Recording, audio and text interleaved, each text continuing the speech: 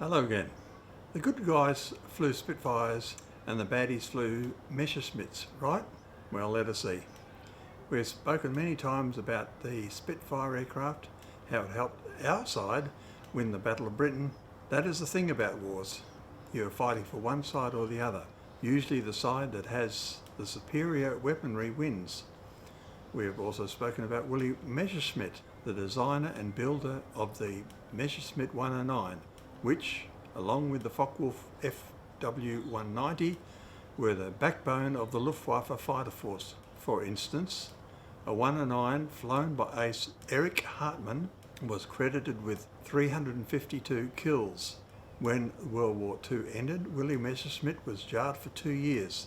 Post-war, Europe was in turmoil. Holocaust survivors and displaced persons fled to the British Mandate of Palestine. In 1947, the United Nations adopted a partition plan for Palestine. Britain abstained in that vote, not wishing to upset the Egyptians. That plan was accepted by the Jewish Agency but rejected by the Arab leaders. That's not a surprise. The 1948 Arab-Israeli War was inevitable. 5 Arab nations were preparing to invade Syria, Iraq, Saudi Arabia, Transjordan and Egypt. Israel had no air force to defend itself. 2 Piper Cubs were flown from Brindisi in Italy to Israel, and the following day were dropping supplies to the forward lines and hand grenades on the enemy. That constituted the Israeli Air Force. In America, ex-US Air Transport engineer Al Schwimmer purchased 3 B-17 Flying Fortresses, a dozen C-46 transports, and 3 Constellations. Líneas Aéreas de Panama became the quasi-airline to legitimize aircraft flown to Israel. America had an embargo of arms to Israel. Czechoslovakia was the only country willing to sell arms to Israel, and Israel had American dollars. There was a factory in Czechoslovakia which was building 109s during World War II, and this continued post-war. Those aircraft were the S-199 fighters, cobbled together versions of the Messerschmitt 109. It wasn't well built, pilots calling it the Messerschmitt. Jewish and non-Jewish pilots and engineers were recruited. It wasn't difficult to recruit, as Western airlines weren't recruiting Jewish pilots. The Egyptians had several dozen Spitfires. On their first mission, Israeli Messerschmitts flew to confront the Egyptian army, who were just 30 miles south of Tel Aviv. They stopped the armoured column. A second mission against Iraqis stopped them too.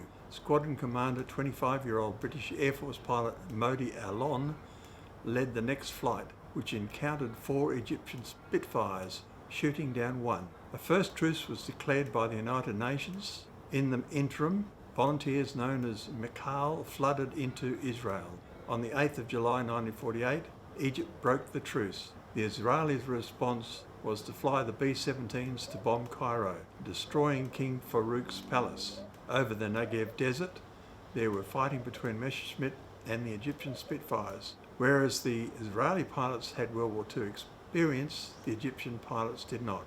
The Israelis felt that they had survived with nothing and so had nothing to lose. It really does depend on whose side you support as to whether you believe that Spitfires were flown by the goodies and the Messerschmitts by the baddies. Czechoslovakia then sold a bunch of British Spitfires to the Israelis, so then the situation was Spitfire against Spitfire. I don't believe that's happened anywhere else in the world. The Israelis pushed the Egyptians back, surrounding them in the Gaza Strip and forcing them to ask for an armistice. The United Nations decreed a ceasefire on the 7th of January 1949. Many of these Israeli pilots went on to become pilots for LL Airlines, and that's the end of Spitfire against Spitfire. Thank you.